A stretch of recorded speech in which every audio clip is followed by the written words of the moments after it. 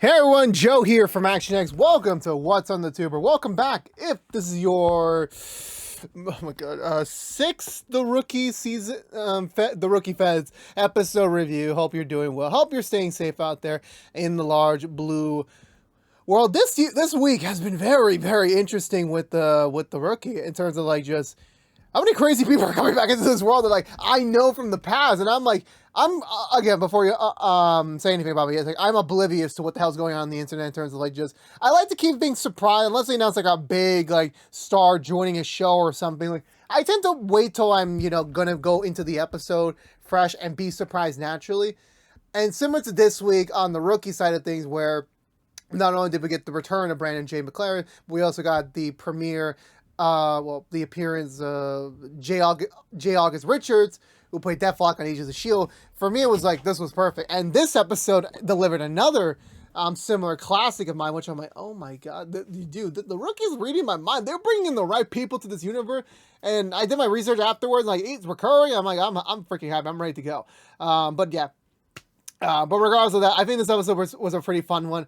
It definitely felt more along the lines of just, for me, it was more just, again, when I mean filler episode, it means like when in this type of show, like there's no like overall plot. So I'm like, when I say filler episode, it just felt like a general, like, we're just bonding the team more, just getting to know our characters a little more. This felt more along the lines of we're getting to know our characters even more.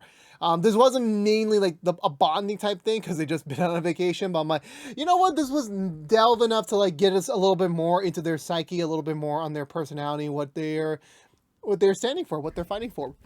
And I feel like, we're still like early on to the season, like, there's still much more we need to learn about these guys. And, that if we're going to spend like even more considerable amount of time with them, we do need to see them more and, figure out, what really is going on in their inner minds. And I think this episode succeeded on all that front. But with that being said, I just want to get to it. This was a really good episode. Let's get through the Butcher recap and talk about this week's episode of The Rookie Feds. So we begin. I want to say it's a prison. We're in front of the county jail, and all of a sudden we just see an inmate truck coming in, and for some reason our very own Simone Clark in braids is a part of that team. Now we have no idea what the hell's going on at first, but literally like less than a minute in, they explain that there's a sniper, an internationally known sniper that's on the most wanted list. He or she is very sought after.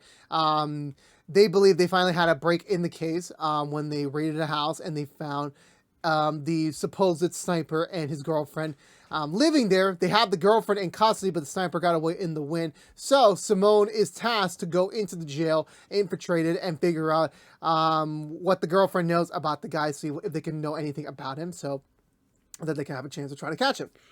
Of course, Carter is a bit hesitant on this front because, she's still relatively new. Doing an undercover op isn't something that is quite safe for her to do. But however, similar to what Garza said, in a bit, that Simone is a people person. She has worked in some prisons when she was in DC in terms of, assisting as a counselor. So she kind of knows the system or the ways around it a little bit, and she does have a heads up. So this could be beneficial to her, and of course Carter will be there as her kind of her expediter, so if anything that was to happen, they can get the hell out of there quickly, which is smart, because obviously they're not going to leave her totally by herself behind the lines. But yeah, it's a pretty rushy op, since normally the sniper's only in town for an assassination. So once the assassination is over, then he's gonna dip. So they don't have that much time to waste around. Like they should have this information by dinner time. And ironically, I think the entire episode takes place in a whole day. At least that's what it felt like to me. Actually, not a whole day, 2 days at least. But it's another one of those long day episodes. But anywho, they get processed, they get sentenced in there. It's literally like any traditional, jail prison, like saying, it's the hierarchy, it's the more powerful ones. It's looking at the fresh meat, ready to see who's going to be part of the clique and who's going to be the entree. If that makes any sort of sense, I really don't know. I don't know how this sort of thing works. I really hope to God I don't end up in prison or jail at all in my next X amount of years I'm going to be on Earth. Because literally, I would die the first day. If anyone's seen the Shawshank Redemption, I would probably be the fat guy in the beginning of the movie where I would just be crying like, "You don't understand. I'm not supposed to be here today." I'm quoting quirks. I'm off the derail already. Back to the show itself. So Simone's undercover. Same with Carter. Trying to figure out the girlfriend and trying to see if they can figure out any sort of new information about their sniper. Meanwhile, Brendan and Laura are trying to figure out more about the sniper itself with the possessions they found from his house. And the thing is, they found a very, very, very custom-made sniper that was only specially craftily made in selective gunsmiths around the world. But if they're assuming he has a job to do within the next 48 hours, he's probably just going to go to a random gunsmith and just tell him, like, you need to build this exact modification for me in less than a day, let's say. Which is going to be a little bit tricky, but it won't be that hard to procure the item. But they decide to go and see if they can find any gunsmith in the area. Garza mentions one, which Brendan already recognizes because that used to be one of the prop masters for one of his old films back when he was an actor. So they already have a connection to there. So Brendan and Laura are tasked to head on out and go ask him some questions. So they're en route to the film set so they can go talk to them, and they're getting a little bit of information about this individual. However, they get a call. He gets a call from none other than Officer Chen, which I'm like, okay, damn, I was like really not expecting another rookie cameo this soon, and I'm like, okay, well, sadly, I'm not complaining. I'm really, really not complaining. But the ratio's kind of off here. Feds has only been on the rookie only one time. It's unfair. I feel like the rookie cats have shown up like more often than not on the show so far, so it's a little unfair, a little biased. I feel like next week's episode needs to have a proper Feds character pop in for a little bit, because Chen stayed a little bit longer than I was expecting to, similar to Nolan in the premiere. So she calls him mainly first the fangirl about just like, oh my god, I have your number, this is so cool. And I think Brendan initially forgets who Chen is for a little bit, and then she's like, all right, you're my hero because you got to survive the. He's an actor, so I'm not sure if he's like trying to play a chord like I forgot about you, but I'm trying to be nice, or like he actually does value Chen. Who knows? We'll take it as a win either way. She's calling him because someone broke into his storage unit, and when they arrested the individual, he just had to call Brendan directly. It turns out to be Brendan's father, who apparently doesn't find out that Brendan's true last name is Bupkis, which I'm like, oh my god, whoever the ancestral family member who decided we will be formally known as the Bupkis family, I'm like, bro, like, at least my family name, at least it makes some sort of sense, pro and no. At least it makes sense. Okay, I'm not trying to criticize anyone's last name. I'm really not. I'm just saying, like, what kind of name is Bupkis? What kind of name is that? But anywho, sidestep on that for a bit. They head to the movie set. It's a good old reunion between Brendan and the gunsmith. They're vibing a little bit, and Laura just jumps to the brass of like, they're having a Second Amendment rights argument for a bit. But however, Laura's like, it doesn't matter. Yeah, the rights are there for a reason. But if this guy kills someone with your weapon, you can be charged with accessory. And he's like, okay, I'll tell you where he is. He's right behind you. And I was like, bro, like that's literally the easiest thing to do. Like, yeah, he apparently just dropped off a very high-powered real sniper in the middle of a movie set. Like, you wouldn't happen to think that a movie set or any sort of like crew member might actually confuse this for a real prop. I mean, I'm pretty sure it's not loaded yet, but I'm pretty sure they would have filled it with something. And I was like, bro, do we really need another? Okay, wait, hold on. I was about to say something, and I had like a flash forward to the future. Like, don't say this, Joe. You're gonna destroy your entire career right here, right now. If you say that reference, it's still ongoing. So I'm like, I'm gonna cut it out. Stop. Point break. Back to it. Eventually, they identify him. They go for the arrest, but he already notices, so he tries to run after them. He tries to run away from them. They're doing the chase. He picks them off one by one, putting Laura locked behind her handcuffs and somehow taking down Brendan in a hand-to-hand fight. He carjacks a car that's on the streets. He drives away, and so they lost their one opportunity to maybe get him at this moment.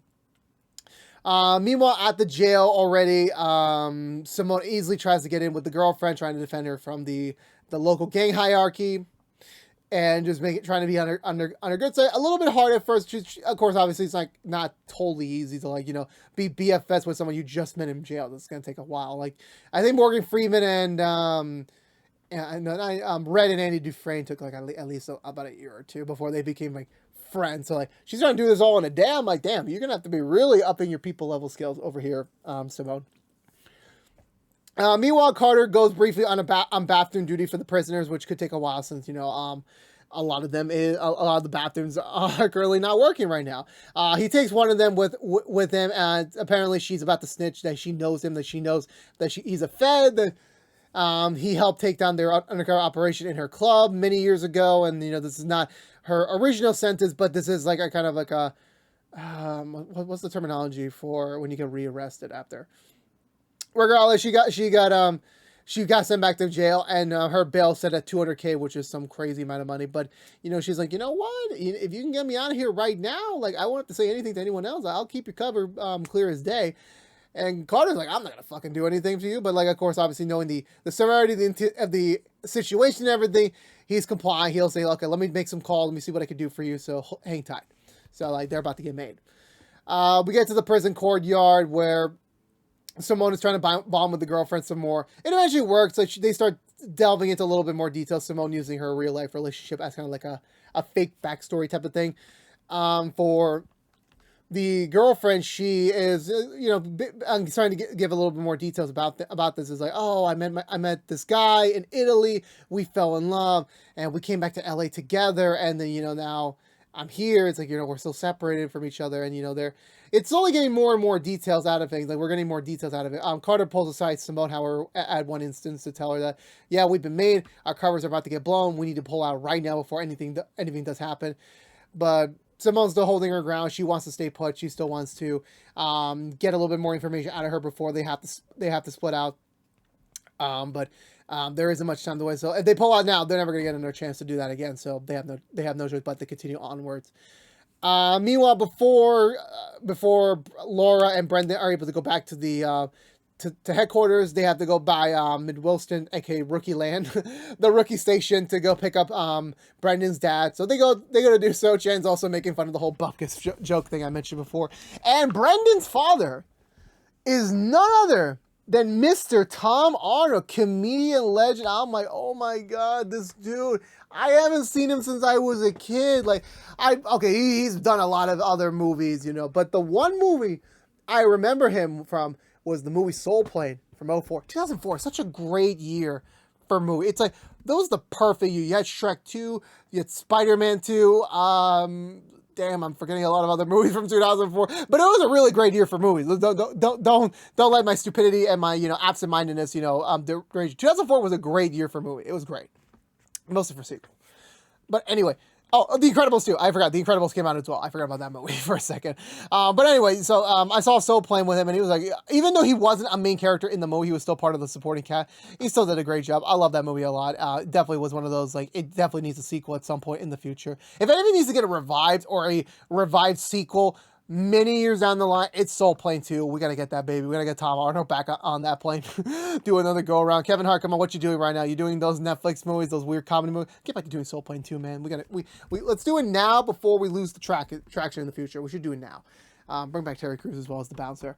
Also, another funny thing, which is honestly kind of weird that, like, well, I'm pretty sure Tom Arnold, well, obviously this isn't Tom Arnold, the actor, but like, he's playing a character. But it's kind of funny for me. It's like, Tom Arnold was in Soul Plane, and our very own Commander Gray, he played a character, not like a character, but he was in Soul Plane as well. He gets handled wrongly by a female security guard. That was a funny scene in the movie. I gotta watch Soul Plane again after this review's done. I got time tonight. But yeah, so it's great to see him again. He still looks great as always, and he's playing the dad, like, I'm sick, like I just wanted to get in touch with my son again. And he's also trying to, like, I got some leads on some movies for you, some deals that we can maybe work through things. And Brenda's not really having it, but at this point he's like, okay, I'm not gonna press any charges against him. Can we just like scurry this under the rug and we can get him back home? And Chen's like, sure, not a problem. All you gotta do is sign my vampire cop shirt, which I'm like, damn. Chen, did you just carry that around like, oh, I'm gonna definitely contact Brendan today, so I have contact with Brendan, I should leave a vampire cop shirt on possession at some point if he shows it, which I'm like, Chen, you are great.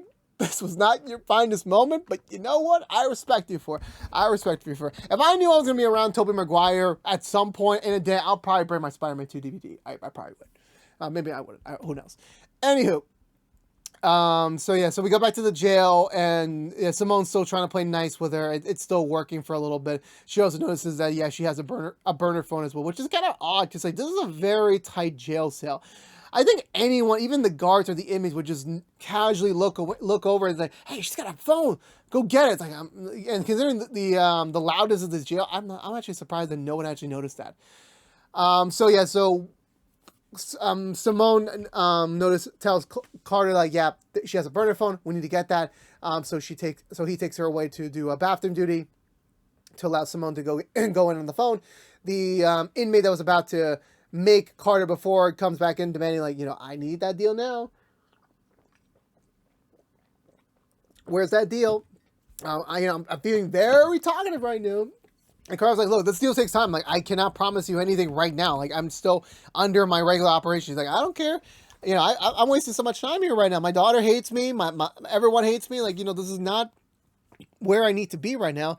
And, Carter's actually feeling a little bit more sympathetic to her because, like, $200K for like a minor assault charge is like, yeah, of course it's a relapse. Of course, this is not her first time in the system, but like $200K is like really too much money just for, mildly going off on someone. Again, we don't know the actual details of what she did, but $200K is way too much money for that.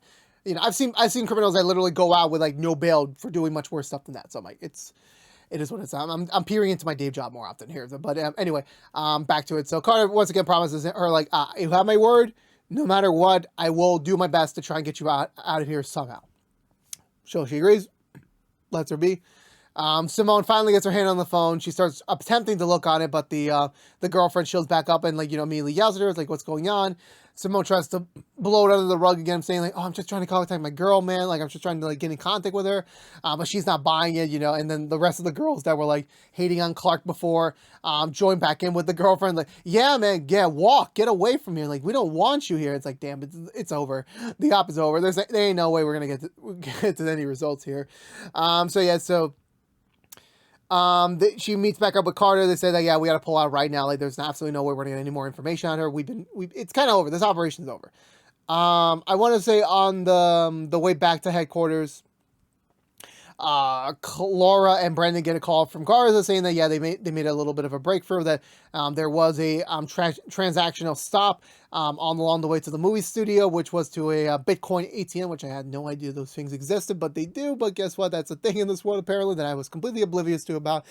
So they could probably trace whoever probably made the deposit originally to pay off the sniper. So Brendan decides to do what he can to make sure that they figure out who it is. Eventually, I don't know what comes. I don't know if I want to say the interrogation comes, because they interrogate someone who supposedly did deposit the Bitcoin into the account, but when they bring him in, he's just claiming, like, I don't know anything. Like, I never used my Bitcoin account for anything.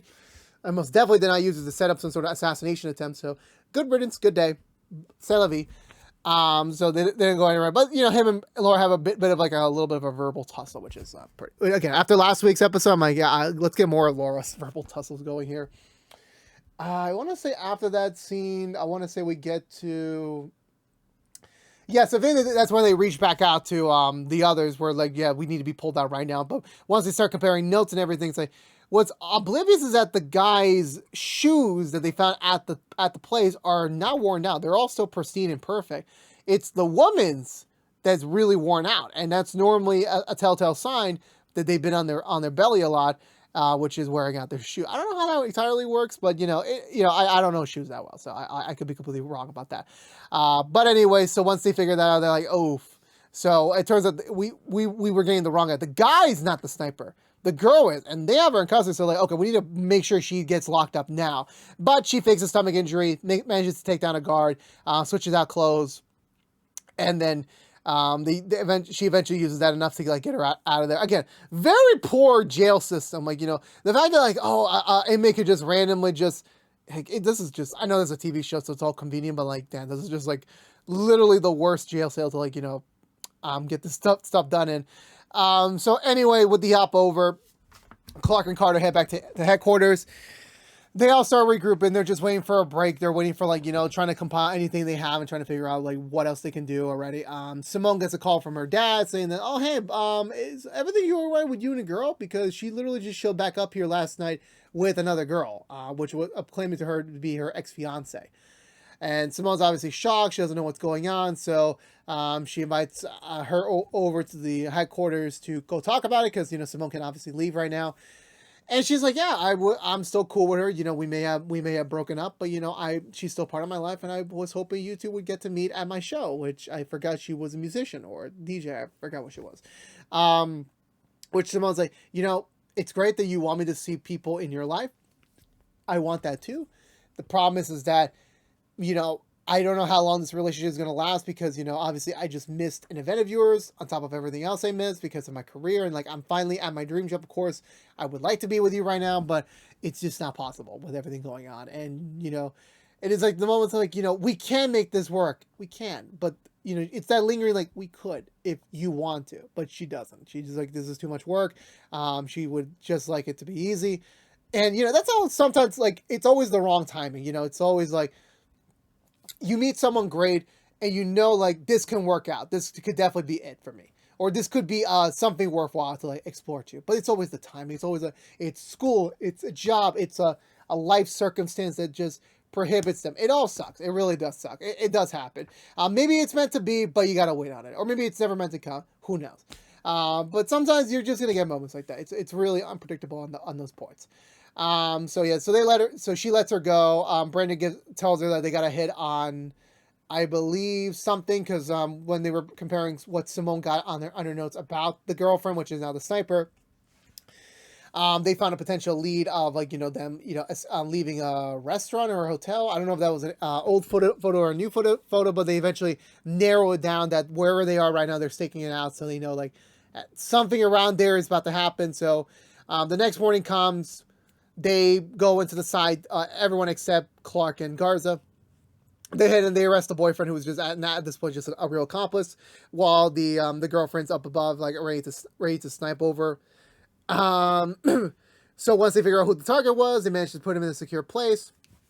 They arrest the guy, and they're just trying to figure out, okay, where could she shoot from? Brendan uses his limited sniper experience to find a good vantage spot, which is like a very nearby building that's a half a mile away from the... Oh no, I think we're out of space. Oh no, we're not out of space. Like, my freaking thing has, like, a very, very weird timer. I apologize, because the way it only alarms that sound like I run out of space. I apologize for that. Anyway, where was it with that? Yeah, so they notice the building, so Brandon and Laura go over there to go check it out, and Carter's holding over the guy, and they find a burner for him, so they decide to use this so that Simone can call her up and see if they can buy some time to maybe delay the inevitable sniping. Immediately, Simone's like, we got you already. We know your plan. We know your victim. And she's like, oh, you're completely wrong. It's not him. It's the guy you apparently claimed that hired me. That's the one I'm killing. And it's like, what the fuck? I literally came out of nowhere. And it's the same Italian dude from before. So they're, like, already looking at him, and like, she's already got her eyes on him. She's waiting for the right shot. Laura and Brandon are still trying to figure out where exactly she is.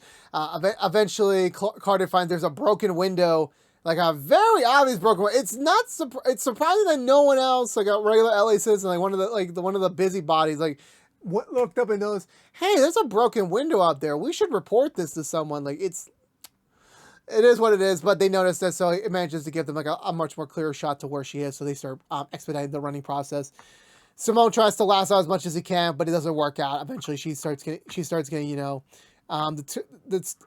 discouraged in her words, and she's like, you know what, I'm gonna go for it. I got a whole world to escape to, so goodbye. She's about to make the shot, but Brendan and Laura manage to make it in time to prevent it. But however, they engage in a brief fist fight.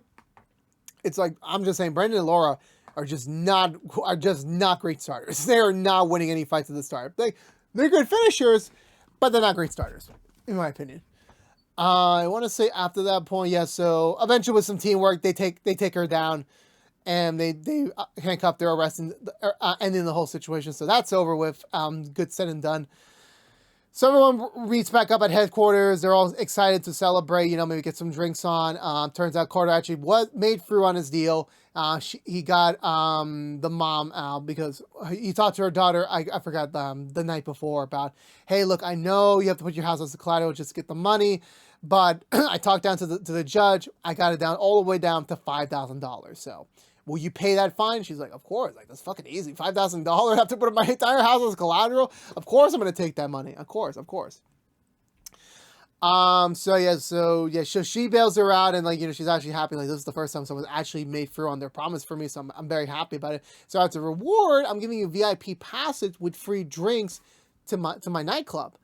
Or not my nightclub, the stripper club. And he's like, oh no, I should. And then Laura's like, nope, we are going. You did definitely say, let's go get a drink. Why not get a drink here for free? And I'm like, ditto. That totally makes sense. Right now. Brendan meets up with his father again. And, his father's still like, you missed it, right? You missed the experience of being out there, doing the movies, doing the TV show, being an actor. And Brendan's like, no, I don't.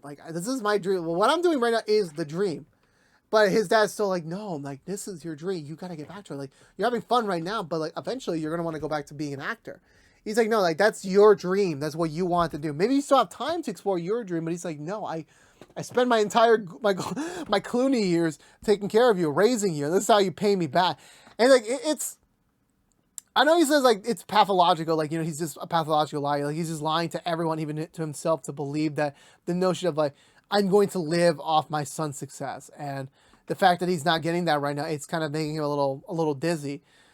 Even the moment where that's a little bit of clarity was when he said I sacrificed everything for you. I stayed behind. I stayed here to raise you. And this is the thanks you give me.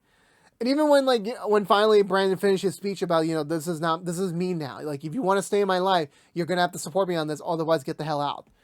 He's like, I totally understand.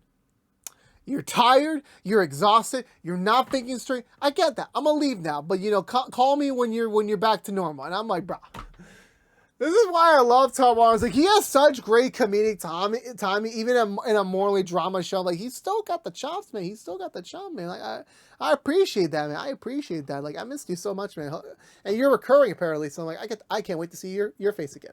We should have Cutter and Brendan's dad meet. We should have them meet. It'd be a fun episode. That'll be a fun episode. I'm giving you an idea, Fed writer. I'm giving you ideas. But anyway, Laura witnesses almost all of that. She's like, I'm sorry about that. It's still gonna take some time. Eventually, hopefully, you will manage to get to a good place with your dad. Just right now, it's not the time. Which of course it makes sense. You're not gonna resolve everything with your dad in the first episode he appears in. So. Anywho, so Laura invites him out to drinks, trying to get his mind off him. He agrees to that. Simone goes back home, goes to meet up with her dad, and talks to him about, just her, even though she was only in jail for less than a day, she, even feeling the confinement, feeling the blockness of the outside world. She doesn't know how, she barely survived a day, and she's confused, how did her dad survive 8 years of it? He's like, I just kept believing that I will get back to you and your mom. I kept fighting to get back to you two somehow. And that kept him going. And, it was kind of sweet that, he did all that for them. And, he got on the end of it and, he managed to get through, which was a great sentiment to say. And, Simone actually, finds that, valuable. Brendan shows up at the door, inviting her out to go to the strip club. And she's like, no, I'm just so beat right now with everything going on with my breakup and just everything else. I just need a night in. I just need to sleep. He's like, yeah, that's totally fine. That's totally fine. And then for some reason, Cutter just offers him you want a piece of sweet potato pie? And honestly, that sounds pretty good right now. Even Brendan's like, this shit's some good shit. This is some good pie over here. And then she's like, you know what? Fuck the club. Fuck the girls. Fuck the drinks. I'm gonna stay here, enjoy some pie, man. And I'm like, you know what? Brendan? You got more of my respect. You pick food over girls any day of the week. That sounds totally wrong in terms of me, but I'm like, you know what? That is what I believe. And that's an end for this week's episode of The Rookie Feds. So yeah, I thought this was a good episode overall. I think this was just very fun in terms of more, silly banter stuff. Getting to see Chen again, back in the Feds universe. Introducing Tom Arnold to the larger Rookie universe was great as well. Otherwise, this was a fun episode with just playing with expectations. Like, just if you assume one thing, it's going to be another thing, or just don't expect this thing because it may not be the case in the end of the day. I do feel bad that Simone's relationship didn't work out, but again, it may lead to better things down the road. So who knows? And just in general, like, this cast is killing it. Like, so far they are killing it. Like, they definitely have their bond already. They definitely have their energy already, similar with the Rookie by this point when they were starting out. And I have confidence that this show is going to keep going on for a little, hopefully a long while longer. It's been a very, very interesting couple of weeks here on What's in the Tube in terms of like the show's review. I'll talk more about that in the next episode for Stargirl. But for me, overall, I really liked this episode. I really enjoyed it. I think this was a lot of fun, and I'm going to give this episode 1 3/4 thumbs up. So let me know in the comments below what did you think of this week's episode of The Rookie Feds. Let's have a conversation down below because I would love to have one with you.